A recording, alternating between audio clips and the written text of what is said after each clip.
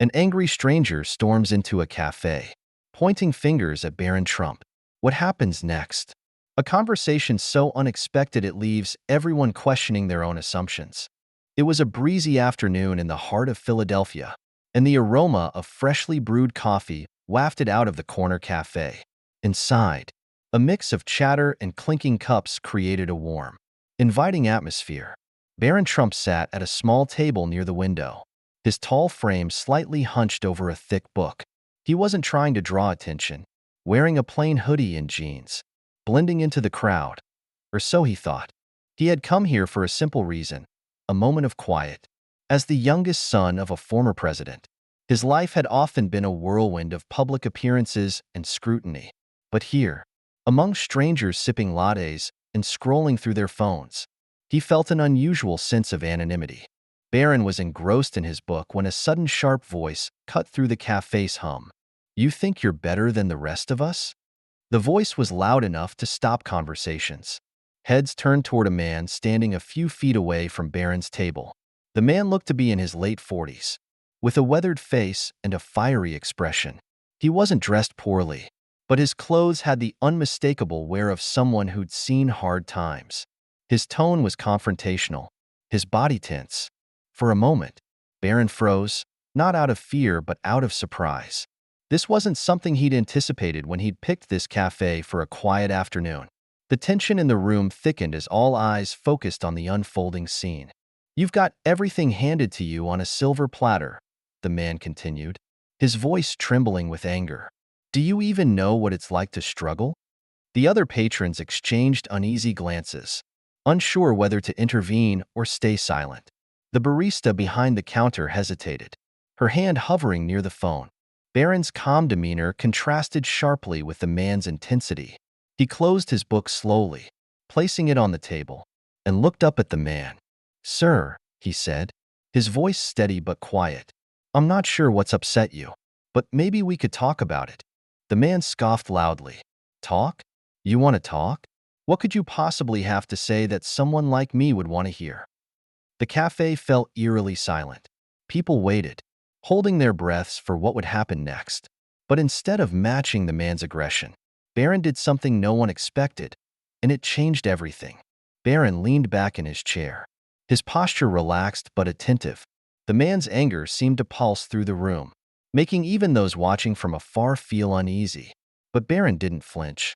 Instead, he gestured to the empty chair across from him. "Please, sit," he said calmly, his tone disarming. The unexpected offer took the man aback for a moment, but the tension in his shoulders didn't ease. He stood there, fists clenched, glaring down at Barron. The man sneered. "Why would I want to sit with someone like you? You're just another spoiled kid who'll never know what it's like to live in the real world." A few patrons shifted uncomfortably in their seats, whispering to one another. The barista made a subtle movement, as if considering whether to intervene. But Barron kept his composure. "Maybe you're right," Barron admitted, his voice measured. "I haven't walked in your shoes, but if you sit down, maybe you can tell me what that's like." For a second, the man seemed to falter. The firmness in Barron's voice wasn't a challenge, it was an invitation. Yet instead of taking the seat, the man leaned in closer, his voice dropping but retaining its sharp edge. "You think I owe you my story? You think that'll make you feel better about yourself?" he snapped, his words dripping with sarcasm. Barron's gaze didn't waver. "I think everyone has a story that deserves to be heard," he said. His words hung in the air, cutting through the silence. The man hesitated, as if unsure whether to lash out again or accept the unexpected civility. Meanwhile, the other customers continued to watch, their curiosity now mingled with an odd sense of hope. They weren't sure where this was heading, but they couldn't look away. Finally, after what felt like an eternity, the man grabbed the back of the empty chair and dragged it noisily across the floor. He dropped into the seat, crossing his arms defensively. His jaw was tight, his eyes scanning Barron as if searching for cracks in his calm demeanor. "All right," the man said gruffly. "You want to hear a story? Here's one." For the next 10 minutes, the man told Barron about his struggles, a lost job, a broken marriage, and a mounting sense of hopelessness that had led him to this moment. His words were raw, his voice occasionally cracking under the weight of his emotions. Barron listened without interrupting, nodding occasionally to show he was engaged. When the man finished, he looked down at the table, as if ashamed of his outburst. "I'm sorry," the man muttered. "I shouldn't have snapped at you. I just—" Barron leaned forward slightly, his voice soft but resolute. "It's okay," he said. "You've been through a lot. I can't fix everything, but I can listen. And I think more people should do the same." The man looked up, his eyes glistening with unshed tears. For the first time that day, his expression softened. "Thanks, kid," he said quietly, as the man stood to leave. The cafe erupted into quiet applause. The moment had touched everyone who witnessed it, reminding them of the power of empathy and understanding. Barron returned to his book, but the atmosphere in the cafe was forever changed. And the man, as he walked out into the breezy afternoon, carried with him something he hadn't felt in years, a glimmer of hope, as if searching for a crack in his calm demeanor. The man muttered, "Fine. You want to hear about the real world? I'll tell you." The tension in the cafe shifted, not entirely gone, but no longer suffocating. The barista lowered her hand from the phone, and the patrons leaned in slightly, pretending not to eavesdrop while hanging on every word. Barron nodded, leaning forward slightly. "I'm listening," he said simply. And so the man began to speak. But what came next wasn't just a story, it was a revelation. The man took a deep breath, his chest rising and falling as if trying to steady himself. When he spoke, his voice was quieter but no less raw. "You look at me and see someone angry for no reason. But you don't know what it's like to lose everything," he began, his words heavy with bitterness. He glanced around the cafe, as if daring anyone to interrupt, before his gaze landed back on Barron. "I had a job, a family, a decent life. But then the factory I worked at shut down, just like that. Gone. Hundreds of us left with nothing but promises they'd relocate us. Promises that never came true." The cafe was silent, save for the faint sound of the espresso machine hissing in the background. The man's voice began to crack as he continued, his tough exterior crumbling with each sentence. "I tried to hold it together for my wife and kids, worked whatever odd jobs I could find. But when you're scraping by, it doesn't take much to break you. My wife, she left, took the kids with her, said she couldn't live like this anymore." He paused, his eyes glistening. "I can't even blame her." Barron remained silent, his face unreadable, but there was no mistaking the empathy in his eyes. The man's gaze shifted to the table, his fingers tracing the grain of the wood absently, as if trying to ground himself. "Do you know what it feels like to walk into a room and know everyone is looking at you, judging you, thinking you're nothing? That's my life now, every single day." The words hit hard, not just for Barron, but for everyone listening. A woman at a nearby table shifted in her chair, suddenly engrossed in her coffee cup, as if trying to process what she just heard. "And then I see someone like you," the man continued, his voice rising slightly, "sitting here with your fancy clothes, reading a book like you don't have a care in the world. And it makes me mad, because no matter what I do, I'll never have what you have." His words hung in the air like a storm cloud, heavy and charged. Barron didn't rush to fill the silence. He let the man's pain settle, respecting its weight. Finally, he leaned forward, his elbows resting on the table. "I don't know what it's like to be in your shoes," Barron said softly, "but I do know what it's like to feel judged, to feel like people have already decided who you are before you've even said a word." The man looked up sharply, his eyes narrowing. "What could you possibly know about that?" Barron's response wasn't what anyone in the cafe expected. It turned the conversation and the entire mood of the room in a way no one could have predicted. Barron took a deep breath, his steady composure making the tension in the room feel less suffocating. He leaned forward, meeting the man's skeptical glare with unwavering eyes. "You might think I've got it easy because of my name, and in some ways, you're right. I've never had to worry about a roof over my head or food on the table. But that doesn't mean I don't know what it's like to feel misunderstood." Barron began, his voice calm but carrying a weight that made everyone in the cafe lean in a little closer. The man scoffed, ready to interrupt, But Barron held up a hand, not in a dismissive way, but as if to say, "Hear me out. Everywhere I go, people make assumptions about me. They think they know who I am, what I believe, what I've done, just because of my last name. They don't see me as a person." Barron continued, his tone steady but sincere. The man's expression softened, his anger giving way to curiosity. Barron's words weren't defensive, they were honest. "I can't change how people see me, but I can choose how I respond. And I've learned that listening, really listening, is the first step to understanding someone else's story." The cafe was silent again, but this time, the silence felt different, less tense, more reflective. The man leaned back in his chair, his arms uncrossing for the first time. He studied Barron carefully, as if seeing him in a new light. "Maybe I've been judging you, too," the man admitted quietly, his voice losing its earlier edge. Barron offered a faint smile. "Maybe we're all guilty of that sometimes." For the first time since the encounter began, the man chuckled, a low, tired sound, but genuine. He reached out, shaking Barron's hand. "You're all right, kid," he said. "You are, too," Barron replied simply. As the man stood to leave, the cafe erupted into quiet applause. The moment had touched everyone who witnessed it, reminding them of the power of empathy and the importance of truly listening to others. Barron returned to his book, but the atmosphere in the cafe was forever changed. And the man, as he stepped back out into the breezy afternoon, carried with him something he hadn't felt in years, a sense of being seen and heard. They see a caricature, someone they can project their own frustrations onto, kind of like what's happening here. The man's face twitched as if Barron's words had struck a nerve. He didn't say anything, but his posture shifted ever so slightly, his arms loosening from their defensive cross. Barron continued, his tone measured but genuine. "I'm not saying my struggles are the same as yours. They're not. But pain is pain. Feeling like you're invisible or like you'll never be understood, that's something we all face, no matter where we come from."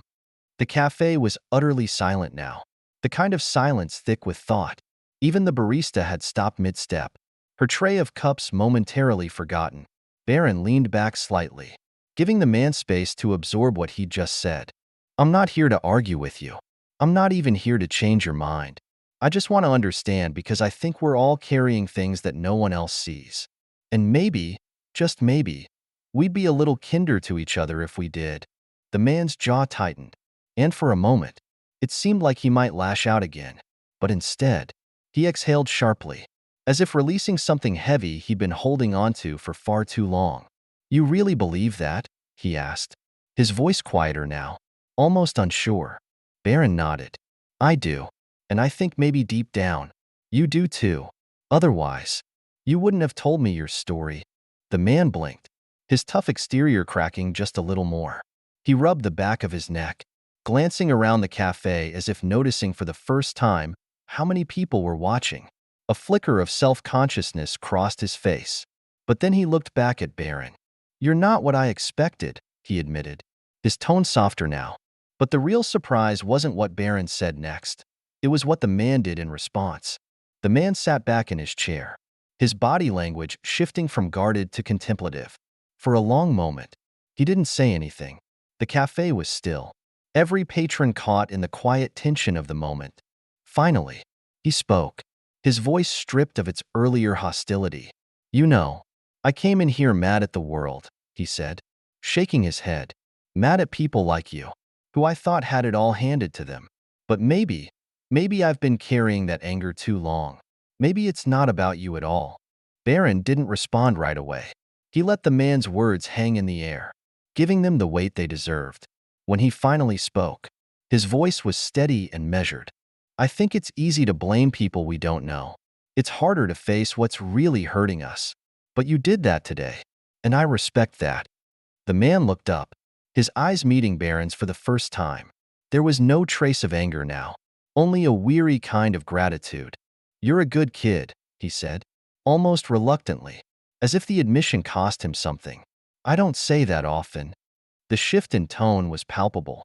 The tension that had gripped the cafe dissolved, replaced by an unexpected sense of connection. The barista smiled faintly as she resumed her work. A couple at a nearby table exchanged glances, their expressions softening. Then, the man did something that caught everyone off guard.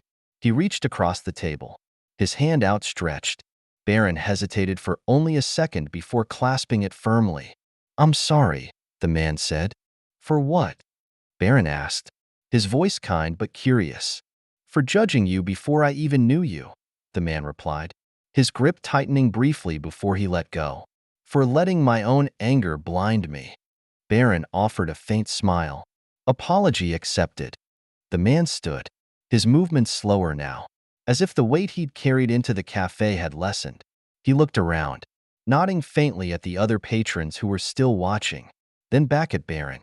"Thank you," he said simply, his voice tinged with sincerity. Barron nodded. "Take care of yourself." The man walked out of the cafe, his shoulders no longer hunched, his steps a little lighter. The bell above the door jingled softly as it closed behind him. The cafe was quiet for a beat before the patrons began murmuring among themselves. The barista glanced at Barron, her expression a mix of admiration and wonder. Barron picked up his book, his calm demeanor unchanged, and resumed reading as if nothing had happened. But the atmosphere in the cafe was undeniably different. That single interaction had reminded everyone present of the power of listening, understanding, and extending kindness, even to strangers. And as they sipped their coffee, they carried that lesson with them, quietly reflecting on their own assumptions and the invisible struggles others might be facing. His voice thick with emotion, the man said, "For judging you before I even knew you." Barron smiled, a genuine expression that lit up his face. "And I'm sorry if I ever gave you a reason to feel that way." The handshake lingered for a moment before the man pulled back. He stood, smoothing his shirt awkwardly, and glanced around the cafe. "I think I owe everyone here an apology too," he said, his voice carrying across the room. "I came in here angry. But this kid, he reminded me that sometimes we've just got to listen." The cafe erupted in quiet applause, not loud or showy, but heartfelt. The man nodded, visibly moved, and made his way to the door. He paused just before leaving and looked back at Barron. "Thank you," he said simply, and then he was gone. What happened next wasn't as dramatic, but it left everyone in the cafe with something to think about, and it was a moment they wouldn't soon forget. As the door closed behind the man, the cafe seemed to exhale collectively. Conversations slowly resumed, but they weren't the same. There was a new energy in the room, a shared understanding among strangers who had just witnessed something extraordinary. Barron returned to his seat, picked up his book, and took a sip of his now cold tea. But before he could fully retreat back into his solitude, a woman from a nearby table approached him. She looked to be in her 60s, with kind eyes and a warm smile. "Young man," she said softly, "I just want to say, what you did back there was remarkable. You didn't have to listen to him, but you did. And I think you reminded all of us that sometimes kindness is all it takes to turn things around." Barron nodded, his expression humble. "Thank you, ma'am. I think we all just want to be heard." The woman smiled and returned to her table, leaving Barron to his thoughts. Around him, the cafe buzzed with a different kind of energy now. Patrons were smiling at each other, striking up conversations, and offering small gestures of kindness, holding doors, sharing smiles, and even picking up tabs. By the time Barron left the cafe, the day felt brighter, not just for him, but for everyone who had been part of that moment. The man's anger, Barron's empathy, and the simple act of listening had created a ripple effect of understanding and compassion. As Barron walked down the street, he couldn't help but think about how small actions could have such a big impact. He didn't know the man's full story, and he probably never would. But in that cafe, for those few moments, they had connected, and that connection had changed the tone of an entire room. Maybe that's all it takes sometimes, Barron thought to himself. Just a little bit of empathy to remind us we're not so different after all. This story isn't just about Barron or the man he met that day. It's about all of us, the way we carry our struggles, the way we judge others, and the way we can choose to listen instead of react. If this story moved you, take a moment today to practice a little kindness. And if you'd like more stories like this one, Don't forget to like, comment, and subscribe. Let's spread a little more understanding, one story at a time. This story teaches us a profound lesson. Empathy has the power to bridge divides and transform even the most tense situations. In our fast-paced world, it's easy to react with judgment or frustration, but taking a moment to listen can uncover stories, struggles, and truths that unite us. The smallest acts of kindness, a calm word, a willingness to understand, can ripple outward, inspiring others to choose compassion. Let this be a reminder that everyone carries unseen burdens. Today, pause, listen, and offer kindness. You never know how much your understanding might mean to someone else.